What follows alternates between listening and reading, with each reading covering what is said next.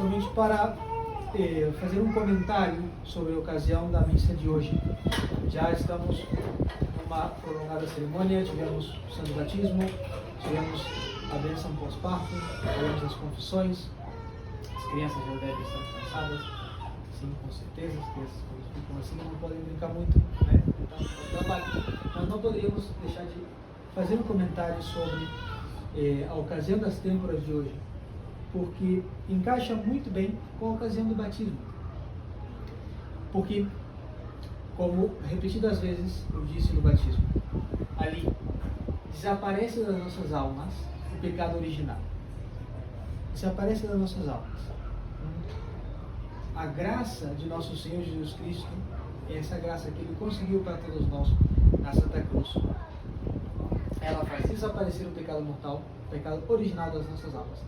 Porém, os demais castigos impostos a Adão e Eva no paraíso continuam. Quais são os castigos que Deus impôs a Adão e Eva pelo pecado original? Foram expulsados do paraíso terrenal. Foram condenados a aparecerem a um rei. E foram condenados a nascer sem a graça santificante de toda a sua geração. Somente com o nosso Senhor Jesus Cristo nós temos esse dom imenso do sacramento do batismo que borra o pecado original das nossas almas. Porém, os outros dois castigos permanecem. Nós não podemos entrar no paraíso terrenal, está fechado, guardado pelos anjos.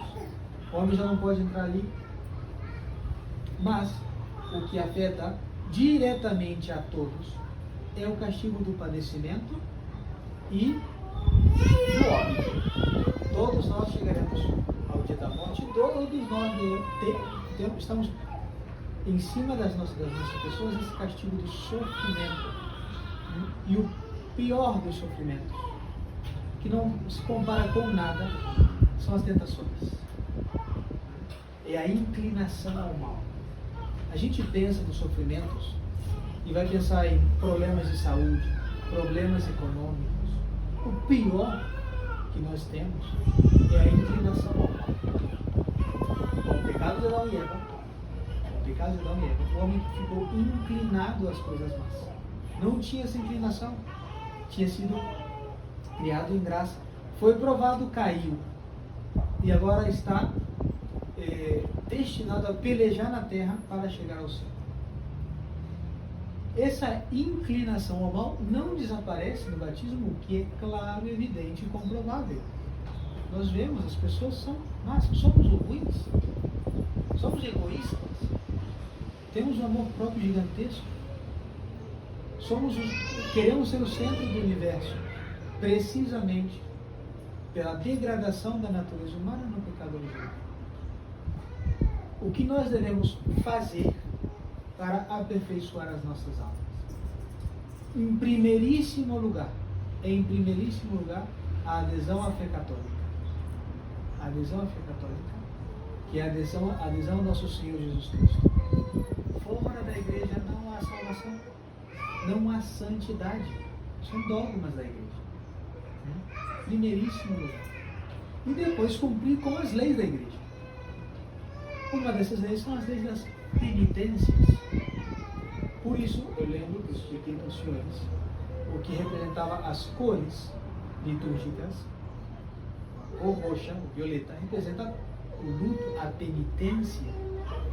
Porque precisamente nós temos essa inclinação ao mal, nós devemos combatê-la por meio das penitências, por meio dos sacrifícios, porque é a única maneira de inverter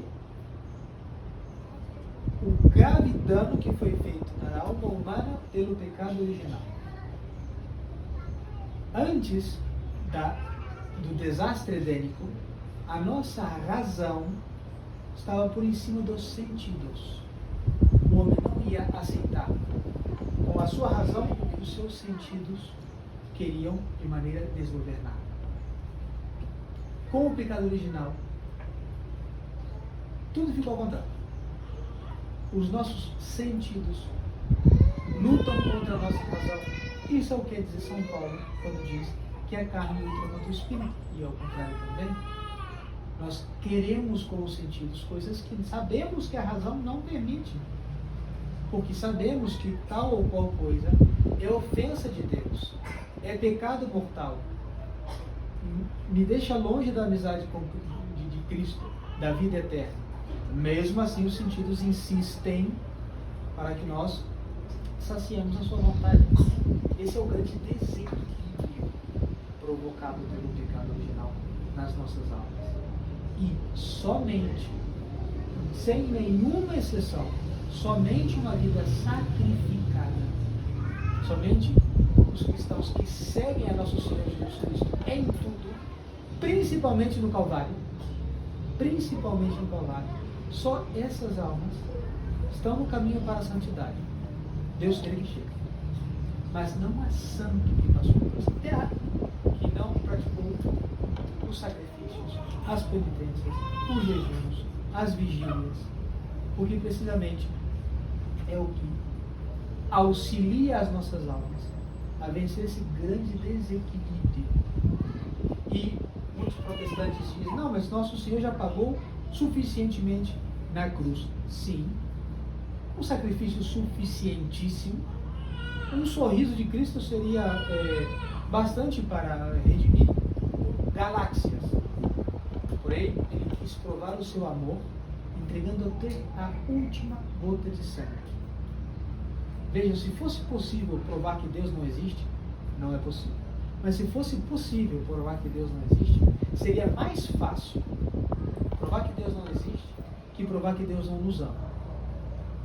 Entregou seu Filho unigênito, e esse seu Filho, com uma generosidade grandíssima, pagou pelos nossos pecados suficientissimamente, até o ponto de não ter mais sangue que entregar. Tanto foi que quando teve seu coração perfurado, saiu água. Por quê? Porque já não tinha nenhuma gota de sangue. Nos entregou tudo, e individualmente, por cada um de nós. E o mesmo São Paulo, citado há pouco, diz em sua carta aos Colossenses, que nós devemos agregar, somar o que falta na cruz de Cristo. Ele diz assim, textualmente, eu agrego no meu corpo o que falta na cruz de Cristo. O que quer dizer isso? Se nós sabemos que o sacrifício redentor de Cristo é suficientíssimo, isso quer dizer que seguir a Cristo somente na alegria não é segui-lo. Seguir a Cristo, como Ele mesmo disse para seguir, só tem uma maneira. É que queira vir comigo. Tome a sua cruz e venha. Quais são as cruzes? Quais são os sacrifícios? Não digo que usem o silício. Não digo que tomem disciplinas. Os sacrifícios os senhores têm todos os dias.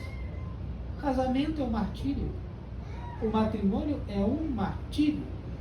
Palavras de Pio XII, Papa Pio XII.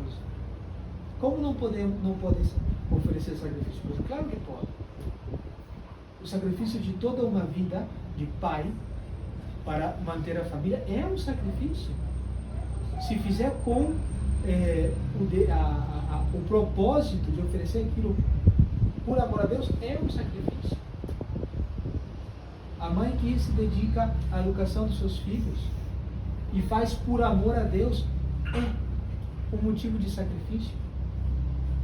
E juntamente com esses deveres de Estado, que podem tomar como uma vida sacrificada, aí entram as penitências voluntárias, e entram os atos de temperança, e dentro de dias penitenciais, deixar de comer um doce, não colocar muito açúcar no café, coisas que vão forjando a nossa vontade, formando a nossa vontade. Não temos uma vontade forte se nós sabemos escutar um não, mas se para os nossos sentidos dizemos sempre sim, temos uma vontade frouxa, uma vontade débil.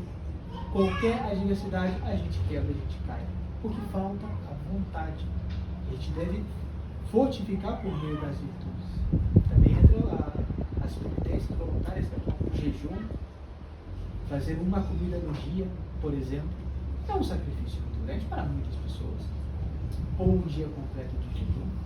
Ninguém nunca morreu por passar um dia sem comer, é um sacrifício muito grande também. são coisas que vão alimentando a nossa alma, fortificando a nossa vontade, e nós praticamos o que a igreja nos manda. E como foi dito ao começo, todo aquele que queira agradar a Deus, se salvar e santificar. Se estiver fora da igreja, já começou. Vamos a pedir a Santíssima Virgem Maria a virtude e o dom do Espírito Santo, que tem o mesmo nome, a fortaleza, como virtude infusa e como dom do Espírito Santo, fortaleza para seguir as normas, as leis da Santa Mãe Igreja, para assim chegar à nossa salvação, chegar à nossa santificação. Ave Maria Puríssima.